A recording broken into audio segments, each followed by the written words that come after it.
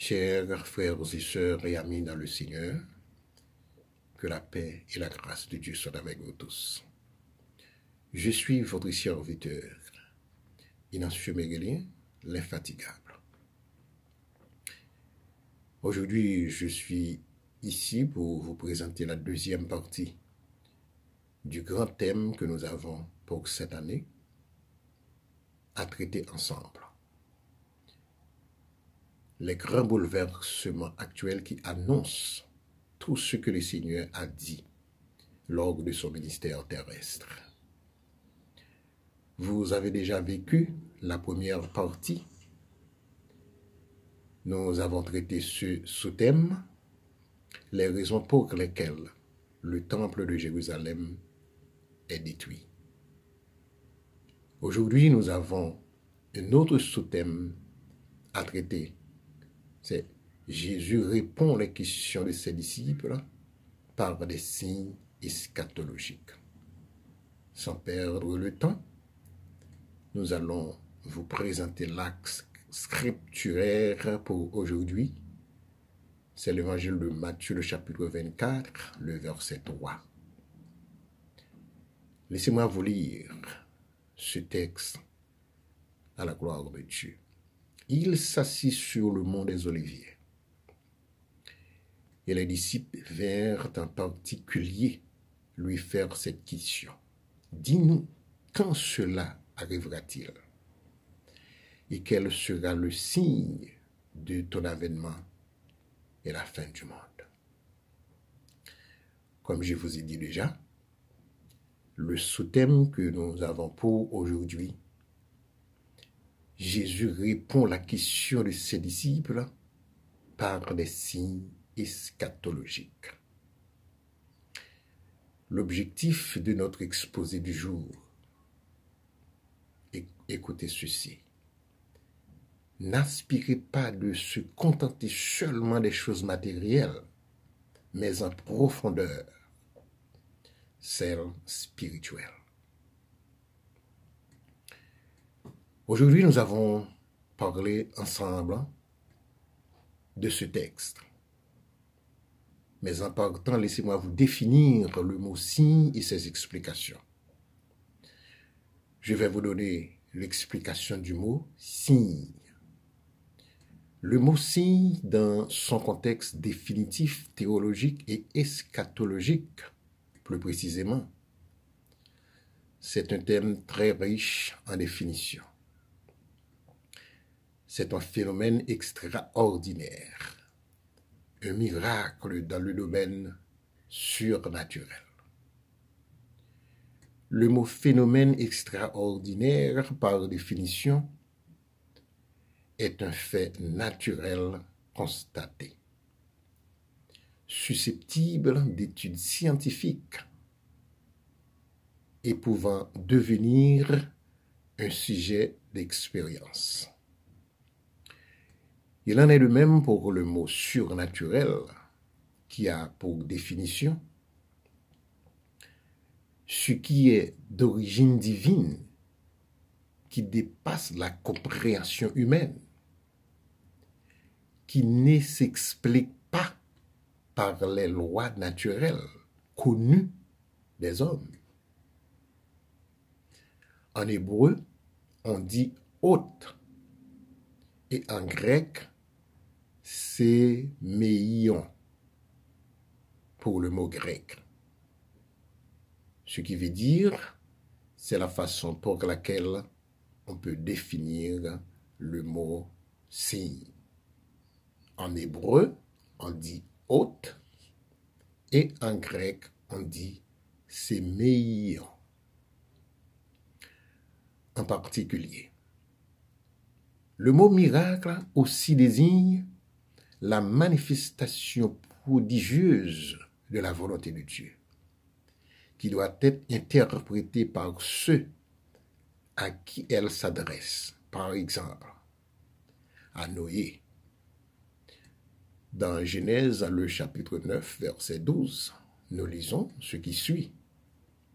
Et Dieu dit, c'est ici le signe de l'alliance que j'établis entre moi et vous et tous êtres vivants qui sont avec vous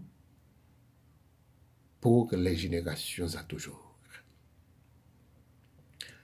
En d'autres termes, tout ce qui atteste ou rappelle une définition révélatrice et rédemptrice de Dieu est un signe. Dans l'Église apostolique, les mots comme signe, miracle, prodige tendent à se confondre, c'est-à-dire un grand silence s'est fait et parut étonnant lorsqu'on parle de ces mots-là. Dans le langage apostolique, le signe est tantôt une apparition dans le ciel, est tantôt l'annonce de la seconde venue, le Fils de Dieu dans les airs. Matthieu le chapitre 24, verset 30. L'Église apostolique est définie comme ça. Une Église pentecôtiste. Une Église pentecôtiste née aux Royaumes-Unis après le réveil du Pays Galles de 1904. Depuis ce temps-là, le nom de l'Église est calqué sur l'expression de l'Église une, l'Église sainte, l'Église catholique et apostolique du symbole de Nicée. J'aimerais vous présenter le contexte historique de ce chapitre. D'où, par conséquent, je ne vais pas vous manquer à vous faire vivre le contexte de ce chapitre. Matthieu chapitre 24 est le texte central de l'évangile de Matthieu. Il est formellement nécessaire de poser ces trois questions fondamentales avant d'entrer en détail dans ce chapitre. La première question, pourquoi le discours de Jésus? Deuxièmement, quelles sont les bornes chronologiques? Et puis, en dernier lieu, en fin de compte, à qui s'adresse-t-il? À qui s'adresse-t-il? Ce sont les trois questions fondamentales. Je reprends la première question. Pourquoi le discours de Jésus? Deuxième question. Quelles sont les bornes chronologiques? Et troisièmement, à qui s'adresse-t-il? Premièrement, pour répondre à la première question, pourquoi le discours de Jésus? Eh bien, c'était à cause de l'interrogation de ses disciples. Écoutez ceci. Le discours de Jésus est une réponse à la question posée par ses disciples. D'après le verset 1 et 2 de ce chapitre où nous lisons, comme Jésus s'en allait au sortir du temple, ses disciples s'approchèrent pour lui faire remarquer les belles constructions du temple de Jérusalem. Mais il leur dit, voyez-vous tout cela, je vous le dis en vérité, il ne restera pas pierre sur pierre qui ne soit renversée. Je pense que vous vous souvenez que nous avons déjà vécu cet exposé de ces deux versets-là. La raison pour laquelle le temple de Jérusalem est détruit. Mais il s'assit sur le mont des Oliviers et ses disciples vinrent en particulier lui faire cette question. Dis-nous, quand cela arrivera-t-il? Et quel sera le signe de ton avènement et la fin des temps. Après avoir admiré le temple, Jésus avertit ses disciples que celui-ci, en parlant le temple, va être détruit. Et c'est de cette construction dont il leur parle. La fin de la question, quel sera le signe de ton avènement et la fin du monde, ne doit pas être séparé du début de la phrase. C'est une seule et même question. Deuxièmement, quelles sont les bornes chronologiques fixées par Jésus? Par conséquent, Jésus fixe une limite chronologique très propre qu'il déclare. Je vous le dis en vérité, cette génération ne passera point que tout cela n'arrive. Donc, dans la Bible, une génération équivaut le plus souvent à 40 ans. Les paroles de Jésus avaient été prononcées au début des années 30, ce qui veut dire entre l'âge 30 à 33 ans. Une génération, par ailleurs, veut dire que toute cette prophétie que Jésus donnait à ses disciples s'accomplira aux environs des années 70 à 73 après Jésus-Christ. Je veux définir le mot chronologie. La chronologie est la science des temps et des dates, des événements historiques ou ordre et date des événements historiques. Troisième question, à qui s'adresse-t-il? Les destinataires de cette question, à qui s'adresse Jésus? Comme je vous ai dit tantôt, au travers le premier exposé du chapitre 24, versets 1 à 2, il est important de souligner que Jésus s'adresse au peuple israélite qui vit en Judée. Cela peut être confirmé par plusieurs versets dans le chapitre. Alors que ceux qui seront en Judée fuient dans les montagnes. Ensuite, pour que votre fuite n'arrive pas en hiver, ni un jour de sabbat. Et ces deux versets nous montrent bien qu'il s'agit d'un contexte local.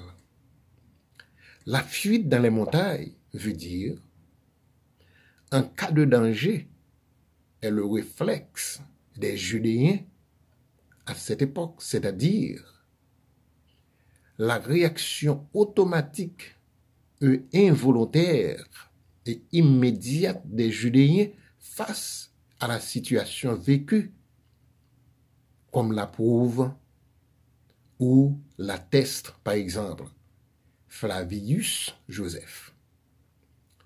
Il a déclaré: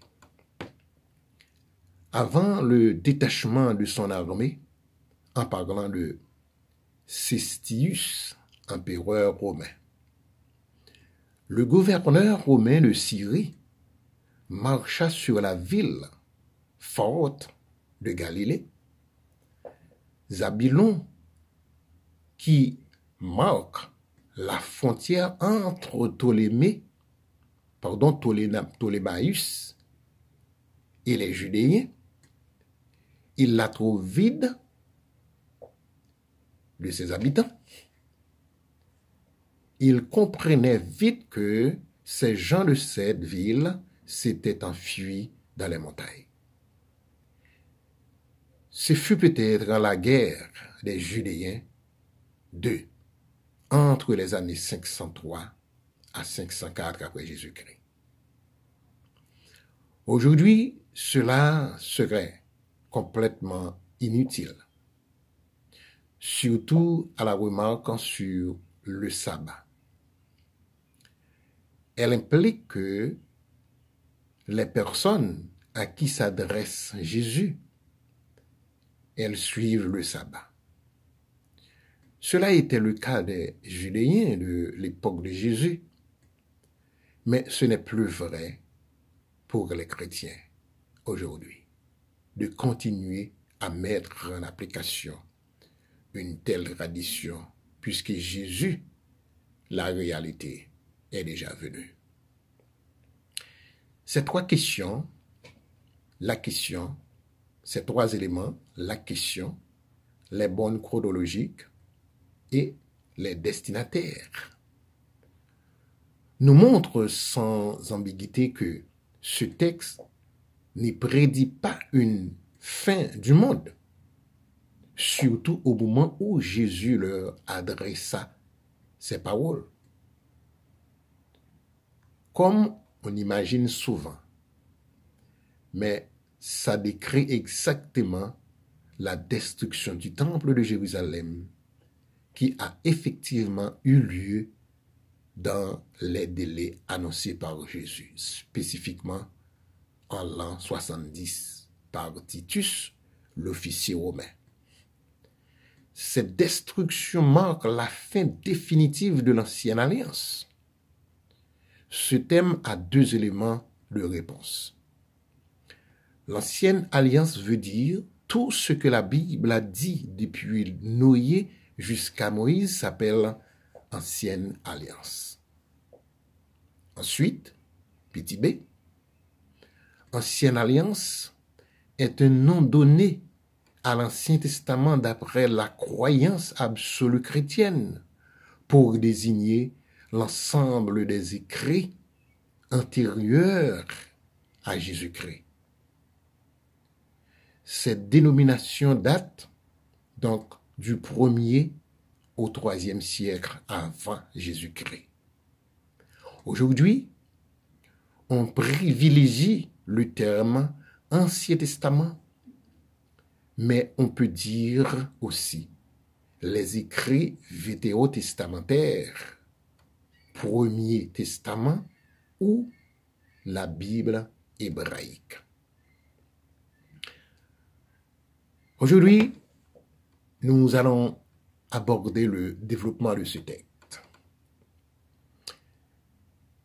Comme vous le savez bien que nous sommes en train de développer ou traiter un grand thème pour cette année qui s'intitule « Les grands bouleversements actuels qui annoncent tout ce que le Seigneur a dit lors de son ministère terrestre », trouvé dans l'évangile de Matthieu, les chapitres de préférence, chapitres 24 à 25. Nous avons eu la chance de débuter avec vous le sous-thème, les raisons pour lesquelles le temple de Jérusalem est détruit. Mais aujourd'hui, nous sommes de retour pour la plus belle, pour continuer avec ce grand thème, pour le décortiquer et à vous faire vivre certaines vérités cachées et même abandonner de ceux qui prêchent la parole dans ces derniers temps. Car on ignore pourquoi. Car personne ne peut ignorer les jugements de Dieu à venir, le retour imminent de Christ. Le ciel a gagné, l'enfer et Satan a évité, l'évangile a prêché, les âmes a sauvé, et la parole de Dieu qui doit toucher le monde entier avant le retour de Christ. Nous avons un seul prêt à développer pour aujourd'hui. D'après le texte lu, à savoir le verset 3 du chapitre 24 de l'évangile de Matthieu pour aujourd'hui. Un seul prêt. Jésus choisit de répondre aux questions de ses disciples par des signes eschatologiques. Jésus choisit de répondre aux questions de ses disciples par des signes eschatologiques. Plus précisément. Comme je vous ai dit tantôt, les disciples, après avoir demandé à Jésus,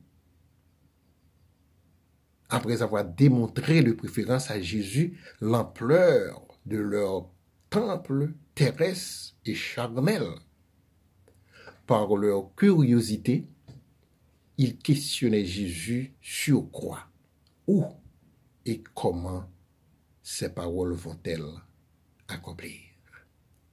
Eux, Jésus, comme étant le grand professeur par excellence, il connaissait ce qui traversait leurs pensées et il commence donc par les répondre en donnant des signes par lesquels tout ce qu'il les a dit sera accompli. Pour commencer, je commence par décrire l'aspect géographique de la montagne des Oliviers sur laquelle, de préférence, ils étaient tous assis pour l'écouter. Dans le verset 3, Matthieu dit, il s'assit sur la montagne des Oliviers. La montagne des Oliviers, c'est une colline qui se trouve en face du temple de Jérusalem, plus précisément sur le côté l'est de la vallée du Cédron, si vous lisez Luc, le chapitre 19, le verset 29, et qui donne la plus belle vue de Jérusalem. En effet, au pied de cette colline se trouve le jardin de Gethsémanée, où Jésus allait pour prier à son Père, de lui épargner de ne pas boire la coupe amère lorsqu'il allait crucifier à la croix, qui était le symbole du poids de nos péchés qu'il devait supporter. Matthieu, le chapitre 26, le verset 36, nous lisons. Là-dessus, Jésus alla avec eux dans un lieu appelé Gethsémanée. Et il dit aux disciples, asseyez-vous ici pendant que je m'éloignerai pour prier. Asseyez-vous ici pendant que je m'éloignerai pour prier.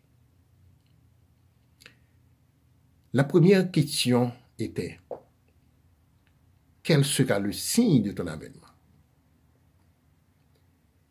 Les disciples demandent le signe et Jésus donne plusieurs signes. Dans Luc 19, le verset 11, nous lisons, on croyait qu'à l'instant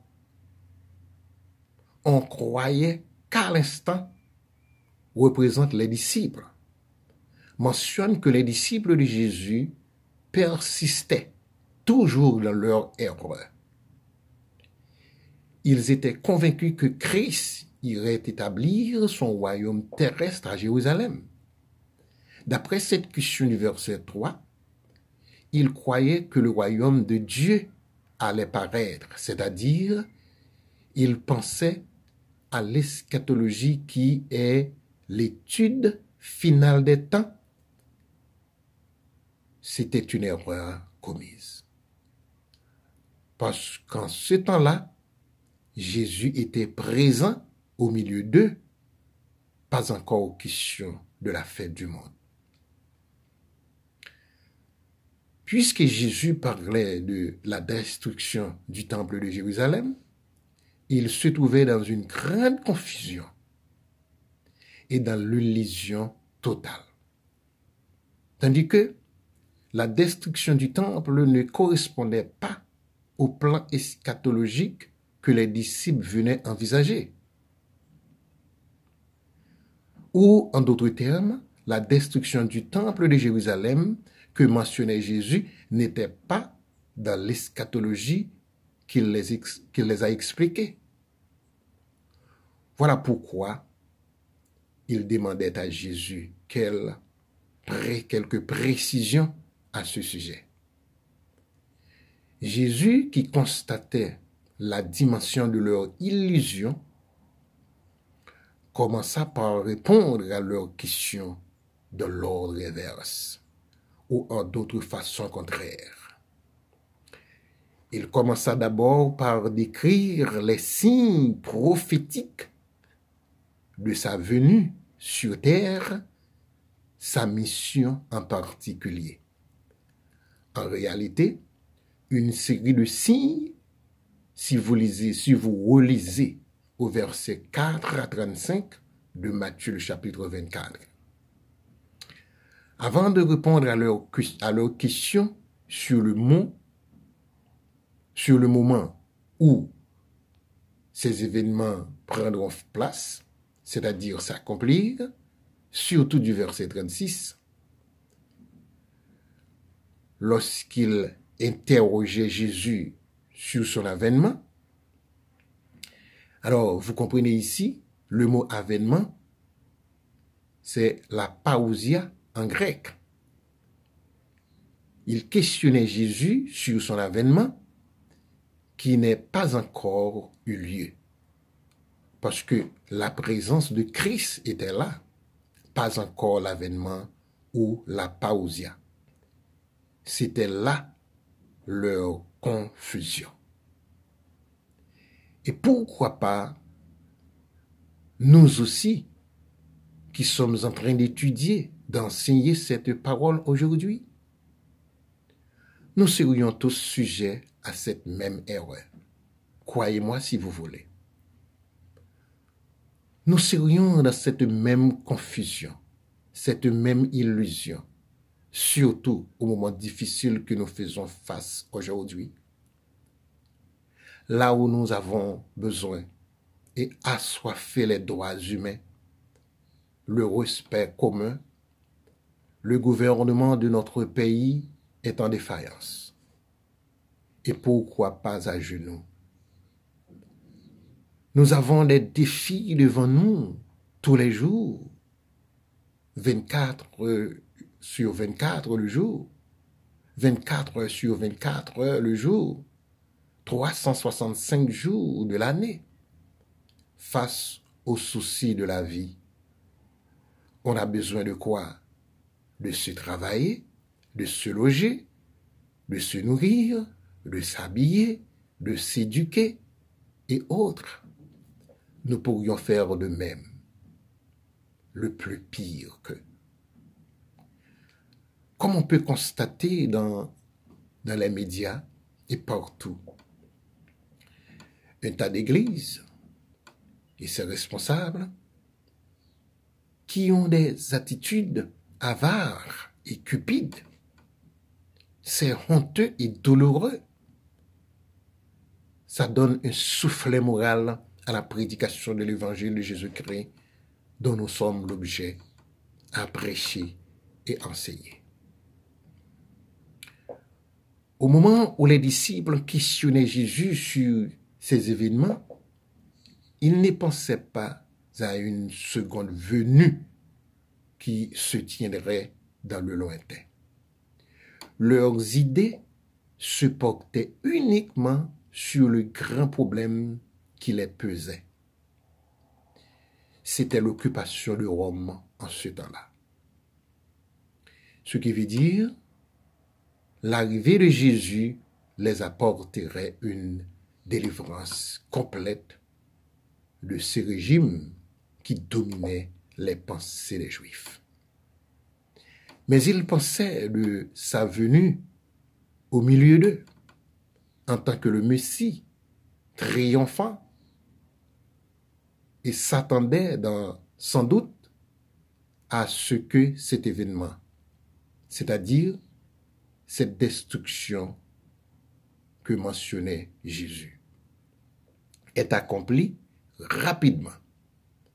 Mais Jésus leur parle de ce qui arrivera très bientôt. Mais eux, ils pensaient le présent.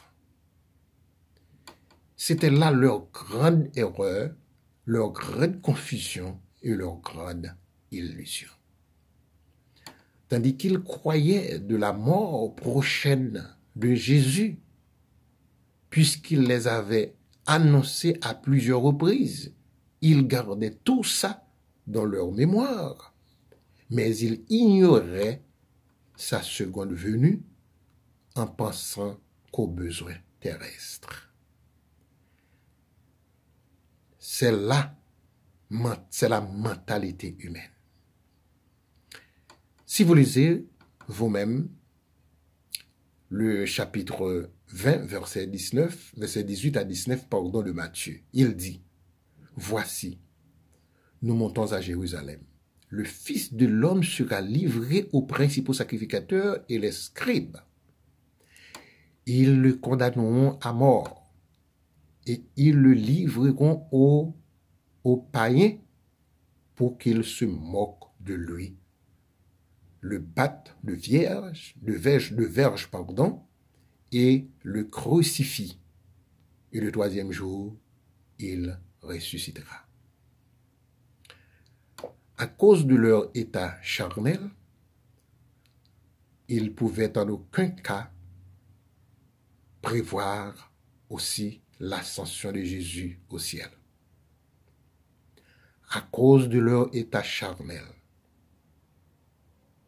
ils ne pouvaient en aucun cas prévoir aussi l'ascension de Jésus au ciel. Vous comprenez la situation de ces disciples. Ils ont oublié 3 grandes étapes de la venue de Jésus sur terre, pour lesquelles c'était le but principal de sa venue sur terre, à savoir son ascension au ciel, sa seconde venue dont il ignorait en dernier lieu, à la longue durée du temps de l'Église.